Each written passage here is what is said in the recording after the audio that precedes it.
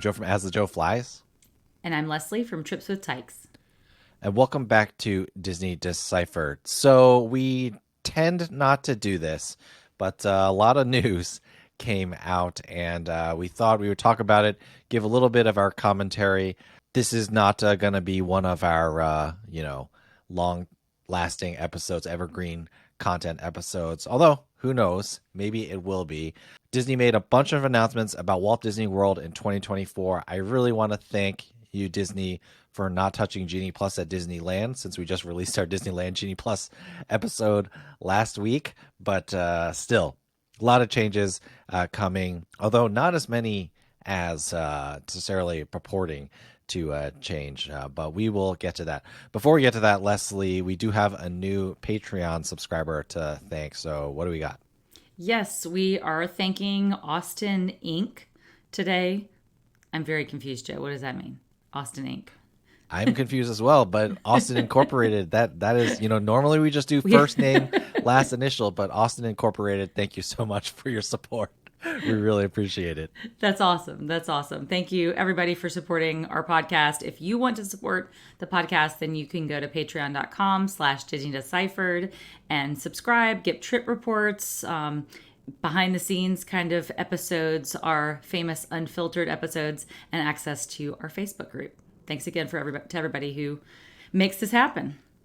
Yes, thank you so much, or infamous, depending on your perspective. But we'll start with the first kind of sub-announcement. It's like announcement 0 that Disney had, and that is that Walt Disney World 2024 packages are going to go on sale May 31st, 2024. Typically, that means you can book 500 days in advance. I calculated it out via the Google. That says that's October 12th. 2024, so it's not covering Wine Dine 2024. It's not covering Christmas, Thanksgiving, but through October 12th, the long weekend in October, I think. In the past, it was like 500 days could be like your first day of travel, so it's like October 12th plus however many days you travel. If I'm recalling correctly, they do this every year, but I forget. But 2024 packages are going on sale. Things seem pretty much the same. Magic Bands still cost money, but like with a little bit of a discount. Magical Express still doesn't exist, and all that stuff. So that's how that is. Is Disneyland the same way? Like it's not on sale for 2024 yet, and we don't have a date? It's not on sale that I know of, and they're usually a little bit later because people just don't plan their Disneyland vacations, a year plus in advance. It's just the reality of things. But I mean, inevitably there are people coming from overseas who are like, why are packages not on sale? And that's just how it goes. But I think it'll probably be later in the summer is my guess. That makes sense. But yeah, if you are looking to book a 2024 vacation, you can, of course, reach out to me, Joseph Chung at travelmation.net. Also, I would highly suggest you join Leslie's Disney World with Kids Facebook group. And there, if you don't want to work with me, Getaway Today can help you out. If you join that group, there are tons of ways to connect with them there. Want to spread the love around for sure. All right, let's get to Disney's announcements. I want to start with a little bit of a commentary, Leslie, because Of course you do. Because I'm laughing at the graphic that they put out. It was 5 updates coming in 2024 to make your visit easier. I just think this is both feels like they're in the know. They know what their guests want and need. Self-aware, I would say, is the title of this graphic, but also at the same time, gaslighting. They're self-aware. Yeah, because they're self-aware that they made it tough for us, and now they're making it easier for us. I don't know. What are your thoughts on? What did you think when you said this? I was like, yes, thank you for making it easiger, but you recall that you are the ones who made it harder, right? Right. I guess I reacted with, at least they're listening. Iger is in charge. Nature is healing. So that's good. But at the same time, it was like, these changes don't even go back to the status quo. So they made things harder, and now they're making them a little bit easier, but they're still harder than they used to be back in 2019. Yeah, and I gotta add a little bit more commentary. I'm as guilty of this as anyone, but it's and this is why I just, I know you had a great time at Universal. Universal is doing amazing things. Epic Universe is going to be awesome. Super Nintendo World looks awesome, but it's like no theme park company can do what Disney does, which is get us genuinely excited. And I'm not being like facetious here. I'm like excited about these announcements they made, but they are giving back just a lot of stuff that we used to have. And in some cases it costs money now, but still I'm like, I find myself sincerely excited about this. And this is, you can call it Stockholm syndrome, you can call it fanboyism, you can call it whatever you want, but like no other company can Disney pull this stuff off. For sure, for sure. All right, well, why don't we dive into to all of these things that are going to make our lives easier or our visit easier, so we can take them one by one. Not so fast, Leslie. The one last thing is they said 5 updates coming in 2024 to make your visit easier. By my count, when we go through these, I think there's actually only 3 updates, but we'll see. We'll see what the tail of the tape is when we get through with this. And the last thing I did want to ask is, this seems like tough luck for Disneyland right now, or let's start with the first one, because this is where the tough luck for Disneyland really comes in. So the first thing, and this is an actual update and change, they're saying that they're going to be removing theme park reservations for all date-based tickets, which essentially means your standard tickets. And what it comes down to is, if you're a normal guest, not an annual pass holder, not for a convention or something like that, if you're just like a normal guest booking your normal Walt Disney World vacation, you're not going to have to worry about park reservations anymore, starting with trips that begin on January 9th. So that is pretty awesome and very much nature is healing. What are your thoughts on that first, before we talk about your thoughts on whether maybe Disneyland is getting the shaft? All right. So first thoughts is, this is great. This is needed. It never made sense to make people buy date-based tickets, and then they had to then go in and micromanage those days of a vacation, and this really prevented people from being flexible on the fly. I mean, you're there, your tickets are good for a certain number of days, a few days beyond the first date that you book it, and sometimes somebody gets sick and you want to cancel and you want to go to a park another day later in your trip or something like that. Or, a kid just needs a break earlier. You take your rest day earlier, and you couldn't do that under the old system unless it was a low crowd time and there were reservations still available. So this is really important. And, you don't have to choose your starting park. It's like, I feel like Epcot again, so I'm going to go to Epcot or whatever. This is great. But I guess the big question I have is, why not until January 2024? Why can't this be lifted sooner rather than later? I mean, I get it for sort of people booking new vacations, but you could lift this for people who've already booked and it wouldn't be a problem. Yeah, I was thinking about this, and part of me was just wondering if it's like the IT is just coded in a way that it's Disney IT, and they're just like, better just not to touch it and start from scratch in 2024. And I think the other thing is, it'll give them like a clean break. That is the one thing about them like releasing their packages in late May for an entire year. They can just change the entire system. So I'm thinking it's just probably more a logistical thing. And I also think this buys them another 7 months to get staffing up to the point where, they're not going to, like right now, the reason why park reservations exist is for them to set up their staffing in as lean and mean and efficient a way as possible. I think they are going to have to not hire, but like have more staff working at all the parks just in case when park reservations go away. And I think this gives them time to set up for it. And also, gives them another 6 or 7 months of really making that maximum dollar profit from employing the least number of people needed. Cynical. And of course, the thing that they haven't done, and this will still allow them to save some money on staffing, is thus far they have not made any changes to the park hopping restrictions. So we're assuming, I guess, silence is inertia or whatever. We're assuming that the park hopping restriction at 2 p.m. is staying. I mean, I still am hoping that somehow this gets moved at least to earlier or just goes away entirely, but that still allows Disney to control staffing a bit.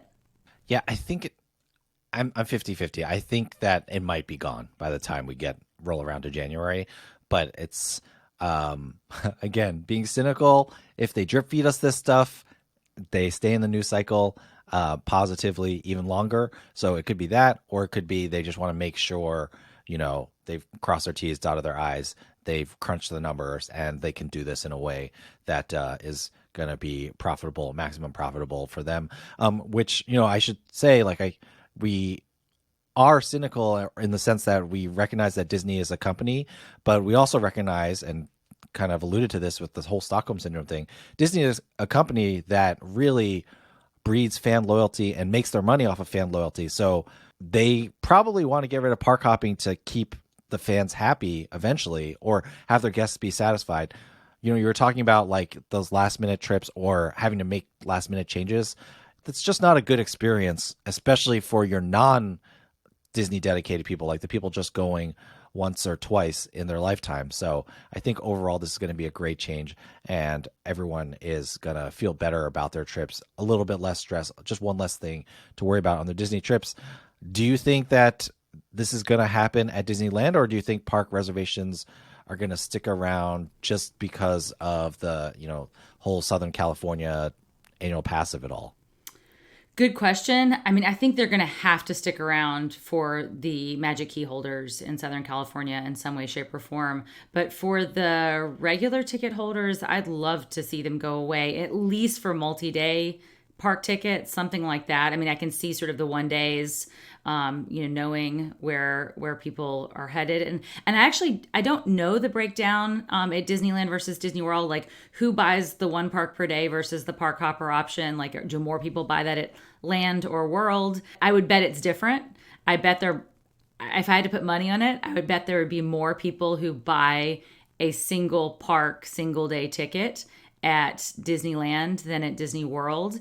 And that has a park reservation built in. If you have, what percentage of people choose their one park, one day ticket, they're going to Land for the most part. They're not going to DCA.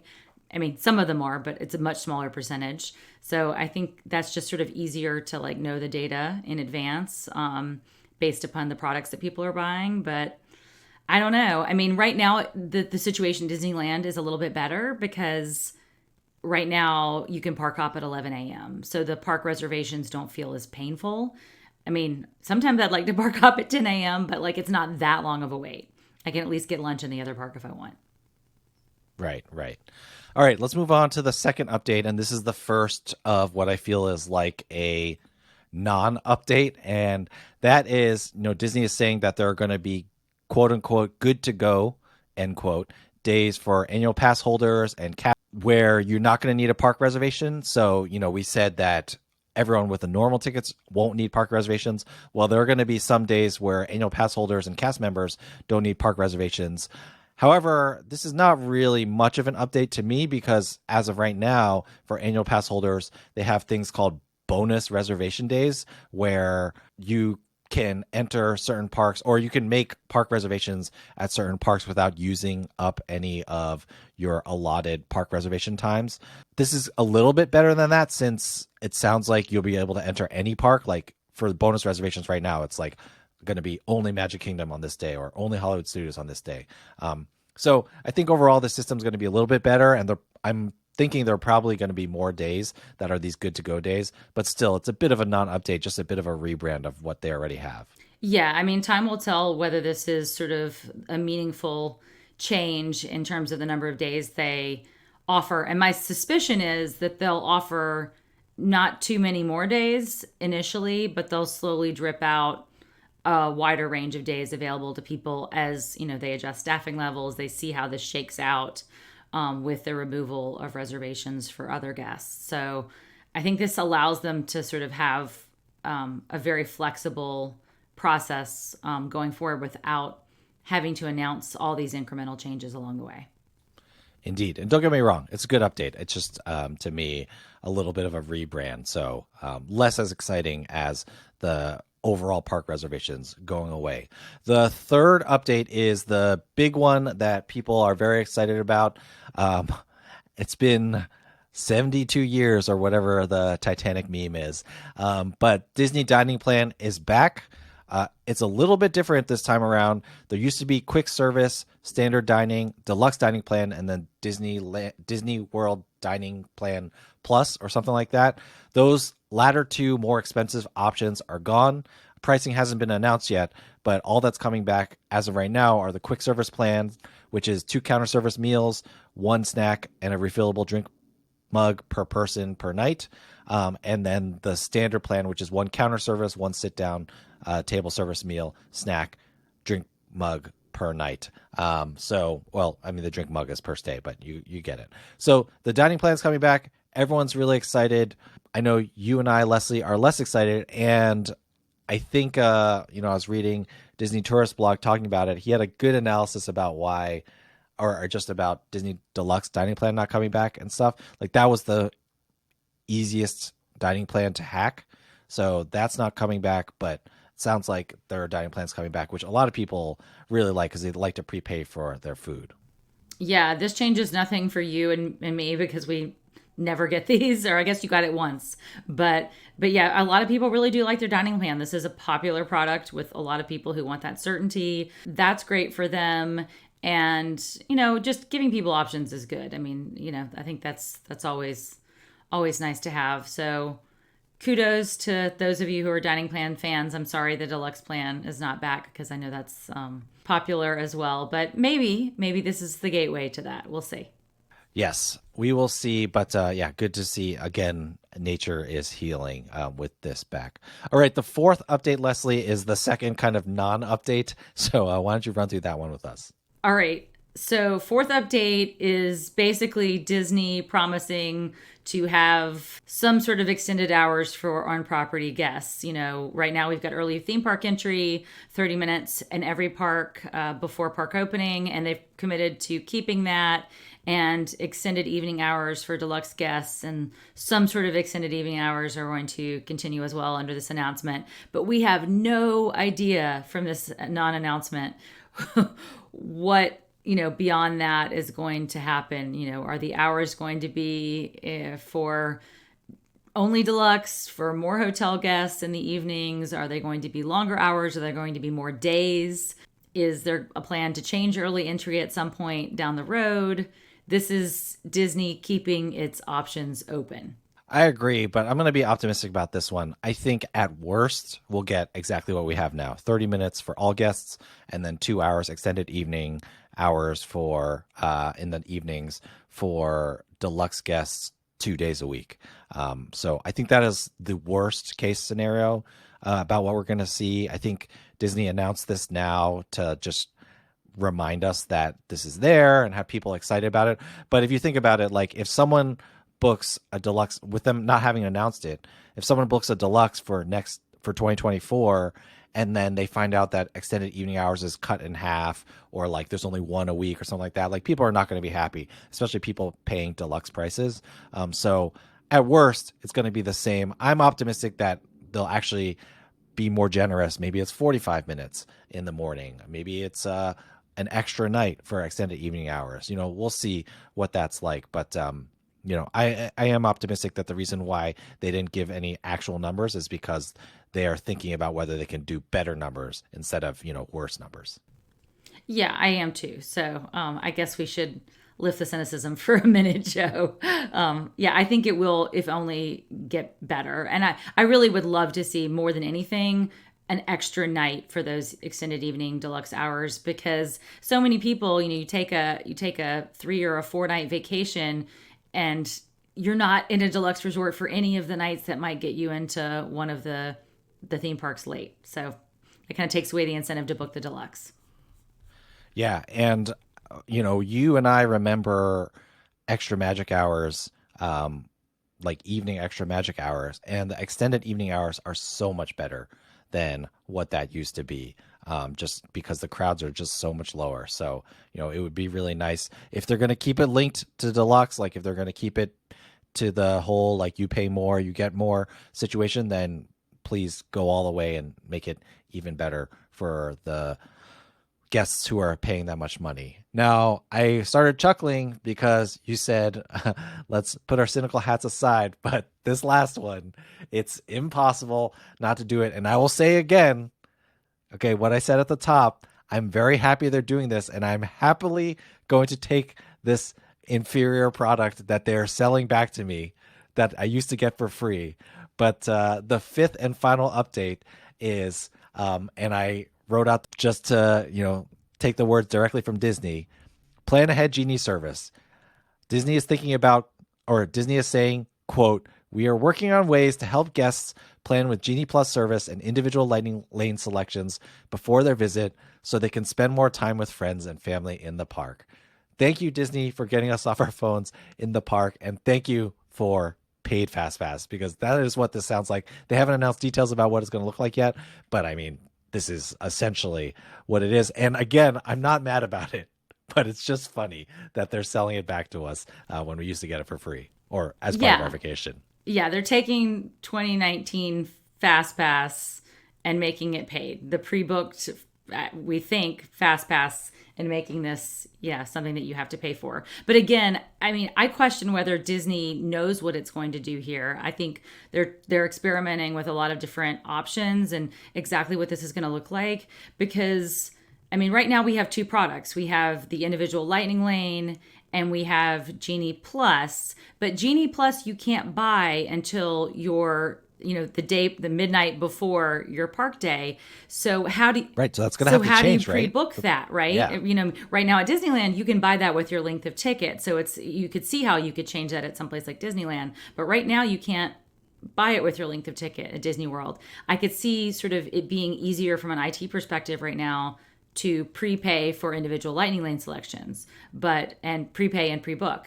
But it might be harder to pre-book Genie Plus Lightning Lane selections. So I'm wondering what form this will take and whether this is just going to confuse people even more between those two options, because people are still confused about those two. Yeah, I think it will and it won't.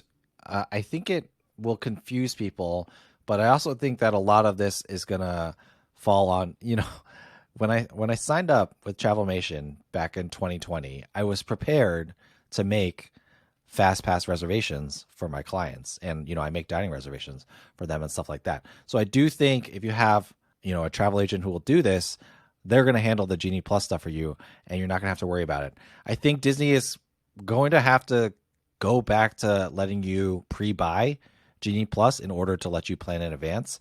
And if they do that, which is, by the way, I'm totally fine with, because the difference between this and I'm joking about it being paid Fast Pass, even though it is paid Fast Pass. But the reason why I'm joking is because it is theoretically better, because everyone got 3 Fast Pass selections, whereas with Genie Plus, it's only the people who are pre-paying for it who are going to get it. But I wonder if they are going to go to what you've been always talking about, Leslie, make Genie Plus more expensive when you pay it up front, so less people are doing it, but then the people that do that can pre-book their selections. That'll be interesting to see, because right now Genie Plus at Disneyland at least is more expensive when you buy it same day. So that would be the reverse. Same. Yeah. Yeah. So we'll see. Or like they just start with a higher floor. Yeah. Overall. Yeah. So, but I do wonder, will this force more people into buying Genie Plus who maybe would be on the fence? I mean, if you just don't know, what are the crowds going to look like? And, you really want to guarantee that you get certain rides. This might make Genie Plus more popular, even at a higher price point, which has kind of been the reverse of what Disney's been trying to do. They've been trying to raise the price so fewer people buy it, so that there are more reservations available for people who want them. I mean, it's tricky. It's just really tricky. It all comes back to, at Disney World, for me, that there are just not enough attractions on Genie Plus. Disney World needs unless more you're at Magic attractions. Kingdom. Yeah. I mean, like fixing the park hopping hours would also help to solve this, because you're not going to Animal Kingdom and like stuck with 6 hours of Genie Plus reservations. And I know this is really in the weeds, and there's probably only 5 people who really care about this. And this is typically the stuff we talk about on Unfiltered, but patreon.com/Disney Deciphered. But I really think that it's going to be fascinating to see Disney try to thread this needle. I do think that the difference is this time that, and let's not Bob Iger is not a saint. The whole, we all celebrated gaslighting. We all celebrated them making hotel parking free again, but it became paid hotel parking under Iger. It wasn't Chapek that did that, right? So Iger knows how to make a buck as well.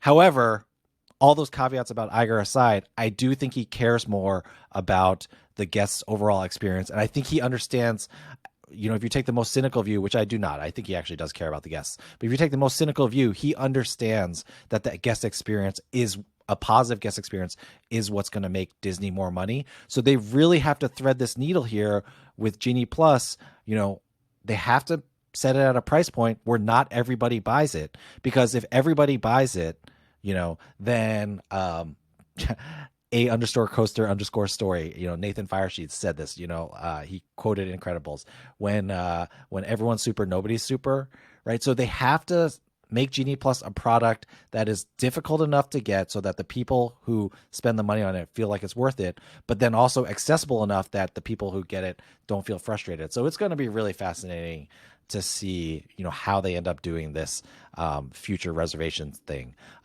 That being said, I was talking to a buddy about this. If Genie Plus was still paid and it was at a decent point and I just got to make 3 selections like I used to make, or even 1 selection. But let's go for 3. Let's be optimistic. If I could do 3 selections before I went to the parks, that would feel so much better. I mean, I would just 3 less things to think about, 3 less attractions to think about. Yeah. I would be happy with it at World. I hope it never comes to land. That is my I hope these products diverge more and more. We should go back to the Max Pass style product at Land and the original Fast Pass style product at World. We'll see. I agree. And Disney, if you're listening, I just want to remind you that episode 272 was Disney Deciphered's breakdown of Genie Plus at Disneyland. So, please feel free not to change that for a couple years so that can stay relevant for at least 3 months, Disneyland. Thank you so much. But yeah, it'll be fun to see. And they should have just had different names and then they could have done whatever they wanted. Yeah, exactly. All right. Well, why don't we close this newsy episode out with a traditional Disney do or don't, Joe? Do you have anything for us? Yes. We don't typically do this, but I do recommend that if you've been thinking about going to Disney World sometime soon, now's the time to go, either 2023 or 2024. The one thing that we didn't mention, but that is obviously the subtext and the underlying current of all these news things, is Disney World's bookings are soft. For summer 2023, they're super soft. We see sales and deals all the way up through September. I fully expect, I was looking at Wine and Dine weekend hotel rooms, Leslie, half the resorts are still free right now. That was not the case last year. Last year, there was 1 or 2 resorts left by this time. Even Christmas, there are still resorts to be had. So I think Disney knows that 2024, we are starting a quote unquote low season for Disney for the next 18 months or so, or Disney is preparing for this recession that we keep talking about. We've been talking about it on this podcast for a year now. So because of that, the crowds are going to be so much better. Leslie, someone picked up a Tron virtual queue at 2:45, so an hour 45 minutes after the afternoon drop. I saw yesterday on May 9th that someone grabbed a Guardians of the Galaxy queue at 45 minutes, 7:45 a.m. The crowds are light right now, especially right now here in May 2023, but I think through the summer they're just gonna be light. Weirdly enough, I've seen the opposite with Disney Cruise Line. Those seem very full. But the parks, very light right now. So if you've been thinking of going, I think, and we can't say for sure, but I think now is going to be a good time to go because I think the crowds are going to be lower and Disney's going to keep releasing discounts. I fully, all of 2022, I was to my clients, if a discount comes up, I will try to rebook you in that, which is something that I always do. But honestly, I don't know if Disney's going to release any discounts. This year, I feel the opposite. I'd be surprised if they do not release discounts for late fall. I just think that that's how it's going to be. I don't know. Is Disneyland like that as well? Disneyland still seems pretty busy. Disneyland was very busy. And in fact, I was there yesterday, not in the parks, but was there for a conference and had friends who were in the parks, and they were like, it was crushed. And some of that may be, very different things affect the Disneyland crowds. There's a Southern California ticket that's good until the end of May. So it could be the effect of people trying to use those 3 days that they have on that Southern California ticket. May always gets busy as you lead up to Memorial Day when that ticket is in the mix. So that could be what's going on, but the crowds are just different. I mean, it's a local crowd versus a tourist crowd, and so the ebb and flow is very different. But I agree. We've been saying sort of this whole past year and more that land is better because of Genie Plus, but right now the crowds being better at World. This is that window, I think, where people should go to Florida instead of California. Yeah, like if you're in the middle of the country right now, you can fly east or west. Maybe it's time to fly east. Yes, the weather is terrible in the summer, but the crowds are going to be pretty good. I mean, they're looking. There's no month in 2023 where I've been looking for. It was like only Thanksgiving where I was like, looks like these hotels are selling out. Everything else, it looks really great right now. So I expect 2024 to be like that, unless Disney really starts getting on the game and starts offering some significant discounts. But then if they offer significant discounts, then, the price is right. So then it's fine if the crowds aren't bad. So it's a good time to go. So our Disney do, or my Disney do, is if you've been thinking about it, now's the time. Sounds good, Joe. That means you, Leslie, because I know we don't have a trip on the books for you, but let's close this episode out here. We'd love to hear your thoughts on the news. You can email us disneydeciphered@gmail.com, at www.deciphered on Twitter. Find us on Facebook and Instagram, Disney Deciphered. Of course, you can find us on YouTube now, youtube.com/@DisneyDeciphered. Leslie, I know that you are going to eventually have to update your Genie Plus episodes and stuff like that. I mean, articles and stuff like that. But where can people find your written content on Disney parks and all things family travel? You can go to tripswithtykes.com, and I'm at tripswithtykes everywhere on social media. What about finding you, Joe? You can find me at As Joe Flies. Email me, josephchung@travelmation.net, if you are looking to book a 2024 Disney World trip. But yeah, this was a lot of fun. I mean, it's fun to talk about the news sometimes. We'll think of a good clickbaity title for YouTube, see if we can get some more subscribers there. So please like and subscribe us there. Give us some thumbs up. But yeah, thank you so much, everyone, for listening. Again, we'd love to hear your thoughts on the news. And other than that, Leslie, thank you for taking the time to talk to me. And I will see you booking a 2024 Disney World vacation. You got to do it. Thanks, Joe.